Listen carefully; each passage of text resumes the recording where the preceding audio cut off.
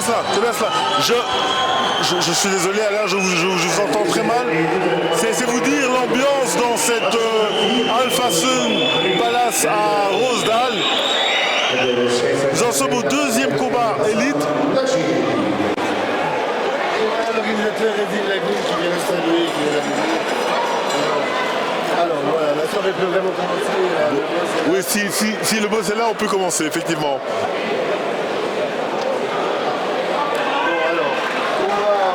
Combat prévu en 4 reprises de 3 minutes.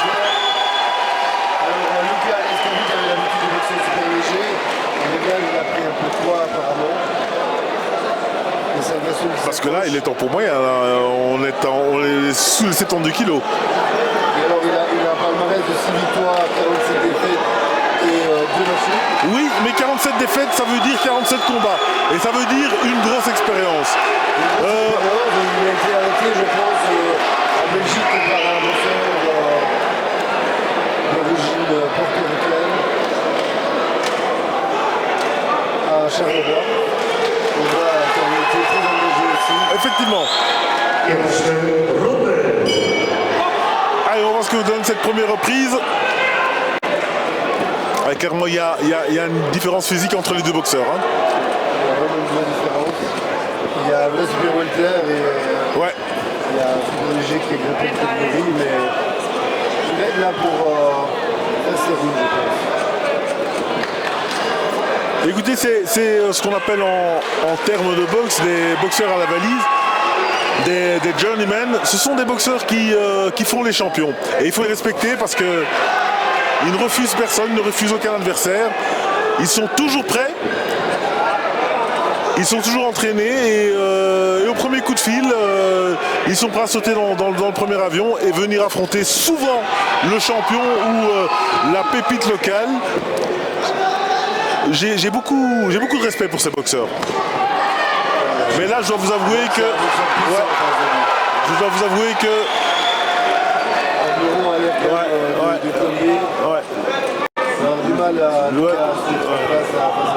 Je dois vous avouer que je me fais du souci pour notre ami Leskovic, car en face, il y a un véritable pont moyen.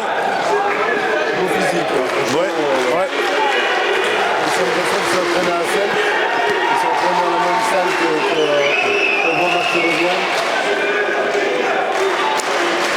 À Celle donc.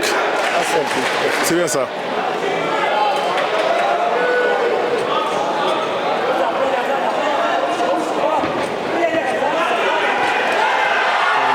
Voilà les uppercuts.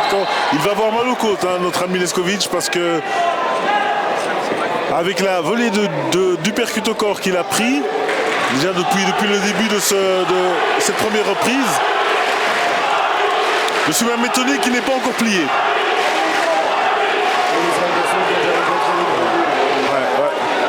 Et ça c'est vraiment son expérience.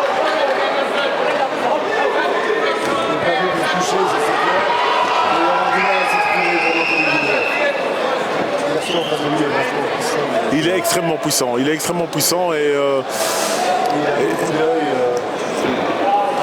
je pense que notre ami Lucas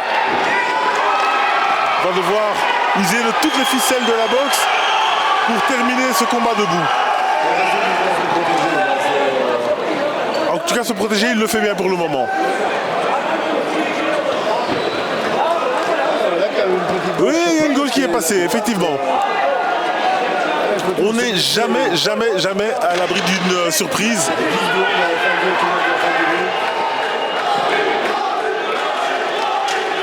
Voilà, chaque round qui passera, ce sera un bonus pour notre ami Lucas.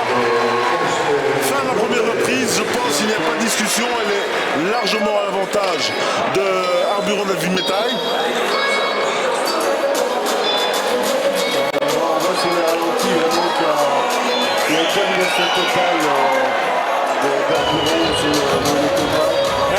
C'est surtout une domination physique. Hein.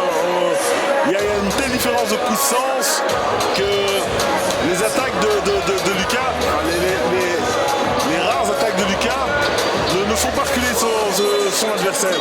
Et c'est ça en boxe. Quand on on lance à gauche, quand on lance un coup, on espère toujours faire reculer l'adversaire.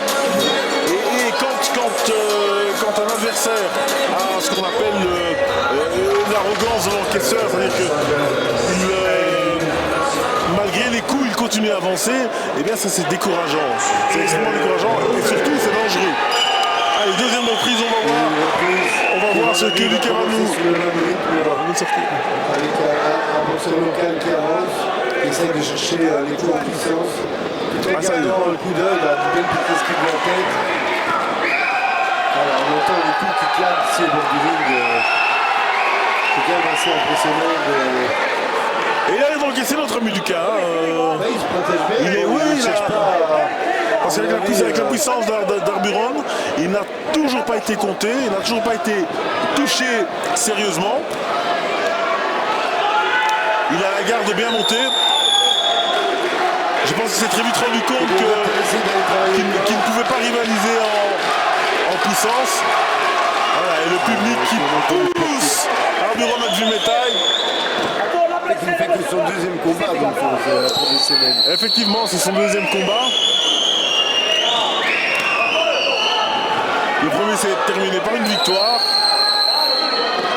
C'est encore une des belles promesses de la boxe flamande. Il y a beaucoup de jeunes boxeurs en Flandre qui font de belles carrières, enfin, de beaux débuts de carrière et on est toujours à la recherche du véritable lion des Flandres, voilà, qui remplacera Jean-Pierre Koopman, Frankie de Castekeer, tous ces boxeurs qui ont fait l'histoire de la boxe flamande. Quand je dis flamande, je pense belge naturellement en général, mais il venait plus particulièrement de Flandre. Et voilà, ici on reconnaîtrait dans le ring également Hassan Nadji, un ancien champion de Belgique professionnel. Tout à fait.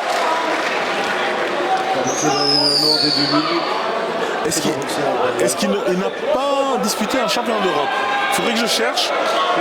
J'ai le sentiment qu'il a disputé un championnat d'Europe. Voilà, nouveau gauche qui repart. Il percute. Travaille encore. Peut-être la solution du combat pour abréger le combat. Parce qu'au niveau de la tête, mais Lucas est vraiment bien protégé. Oui, et il a sorti un petit crochet gauche là, qui aurait pu surprendre son adversaire.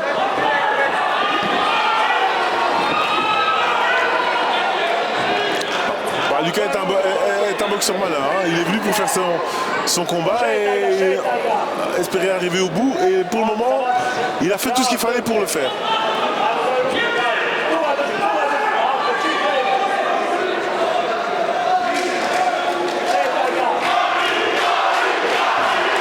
Et ça, c'est très malin ce que fait Lucas. Aller se coller à l'adversaire, c'est l'empêcher de travailler. C'est l'empêcher de mettre de l'amplitude dans ses coups. C'est clairement, c'est un peu de l'anti-box, mais il n'est pas très il y a une droite qui est passée là. On peut toujours rester, voilà, on est toujours resté très attentif. Il va essayer de travailler, ils sont battus sur les autres. Il n'a pas beaucoup de choix par rapport au gars. Non, il est clairement désavantagé par le poids, par la puissance. Et il fait ce qu'il peut faire, et je dirais même plus, il fait ce qu'il doit faire, c'est-à-dire survivre. Un combat pour un débutant de devenir un garçon expérimenté de Lucas Liskovic. Bon, on aimerait quand même le voir face à une opposition qui a un peu plus de répondant. Notre ami Arburon a du métal. C'est vrai que c'est son deuxième combat. C'est vrai qu'on... C'est un garçon qui a prononcé il était dans son poids, est-ce qu'il va rester dans cette catégorie, il descend, il a un physique quand même, il est très costaud. Il est très costaud, mais je ne le vois pas rester en poids moyen. Il serait plutôt en super welter. Voilà, deux belles gauches. Parce qu'il n'a pas la taille d'un poids moyen. Voilà. Allez, on est dans la deuxième partie du combat. Lucas Leskovic a 2 rounds d'avance pour Harry. Donc on a un total de 28 pour le moment, je pense. Je pense que... Oula, avec le crochet gauche.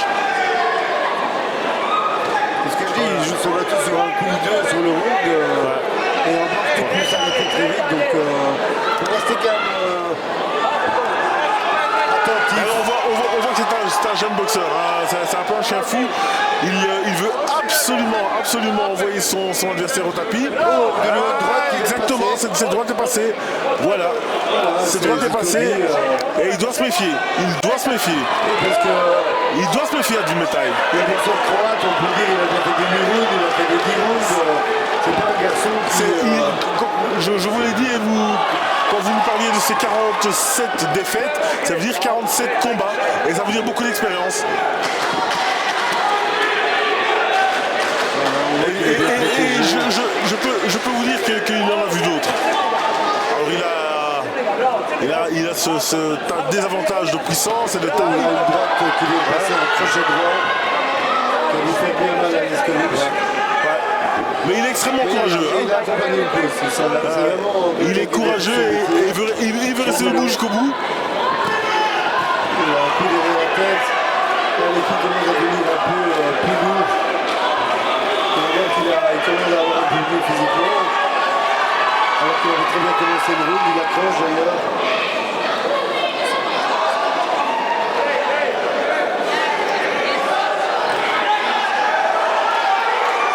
Et ça, tout ça, c'est du temps gagné pour Liskovic. Hein. Il arrête le temps. Alors, il y a... Il a fait une remontrance avec la tête. Et il a fait accrocher. C'est l'avertissement verbal qui nous a manqué dans le combat de tout à l'heure, où Cédé Hamou a été directement reçu un avertissement public. Et tout dans un arbitre qui est vraiment prononcé, mais bon. L'arbitre est dans le ring pour respecter son choix. Et si M. Bagir a l'avantage de faire une remarque galade, il y a un beau crochet gauche qui est passé à Liskovic. il lui reste 30 secondes dans ce round apparemment. Mais il est malin et il va survivre. Il est dans la tête ou là. L'habit punch, ça a un peu énervé Harry.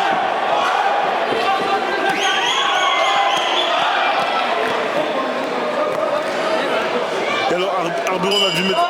Dujmetai du troisième round. De nouveau un round largement remporté par... Pour le moment, il n'y a pas photo. Arburon Dujmetai mène largement. Il a pris les 3 rounds. Oui, il a pris les 3 rounds.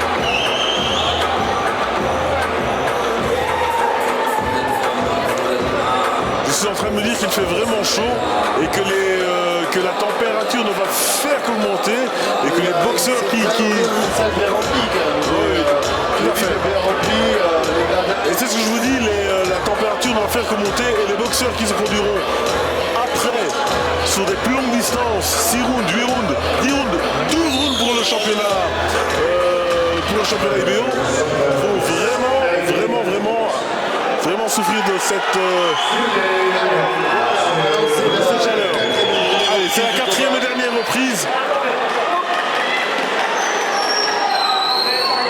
Même si on aime le spectacle, on espère que Luka Liskovic arrivera au bout du combat.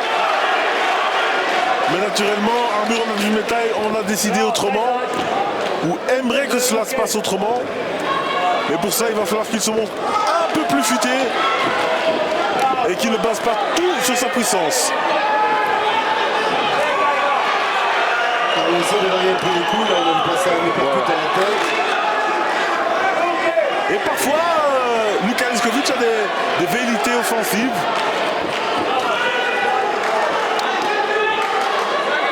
Enfin là, l'adversaire de Beckham en puissance. Non, c'est Harry est toujours là.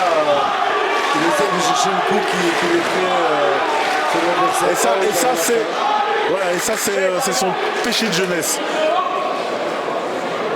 Je pense que contre un adversaire un peu plus expérimenté, il éprouverait quand même quelques difficultés à développer toute sa puissance parce qu'en clair, il ne connaît que la marche avant. Ouais, il y a quand même un crochet gauche qui est passé à Luka Liskovic. Non, il a l'air d'avoir récupéré. Je pensais qu'il était un peu sonné, qu'il avait un clown d'or. Mais par contre, il vient de mettre un petit crochet droit à Arburon. bon, qui ne l'a pas fait scier, mais on ne sait jamais. Un peu de précision, beaucoup de puissance, mais un petit manque de précision. Qui va être compensé avec l'expérience des futurs combats. Ah, ça, Leskovic a beaucoup d'expérience. Voilà, un boxeur incroyable, en tout cas, très intensif, très généreux. Et voilà. Et pour moi, il n'arrive pas vraiment à trouver la solution. De façon... fuit un peu trop le combat. Et de façon surprenante, il va terminer le combat. À moins que...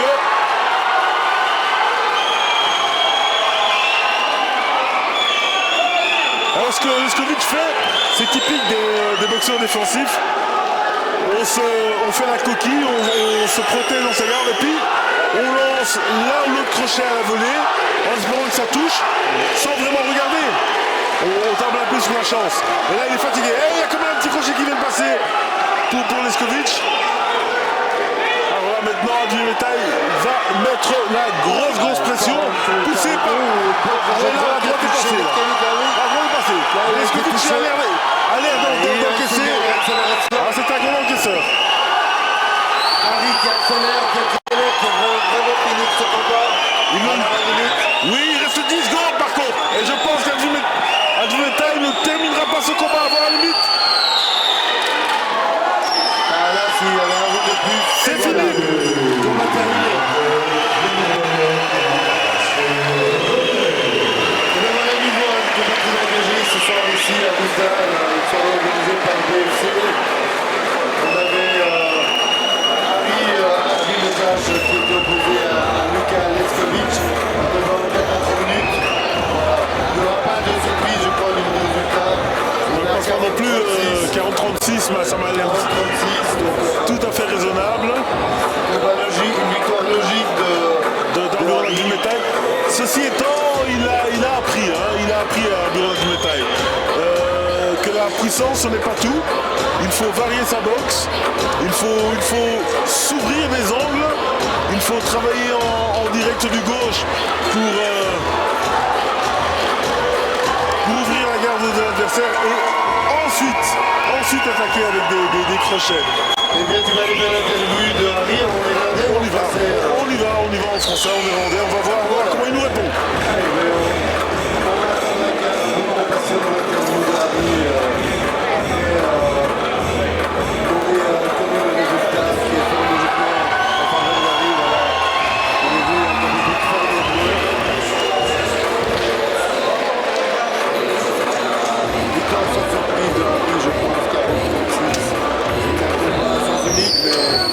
Pour lequel il a quand même dû être attentif. Lucas essaie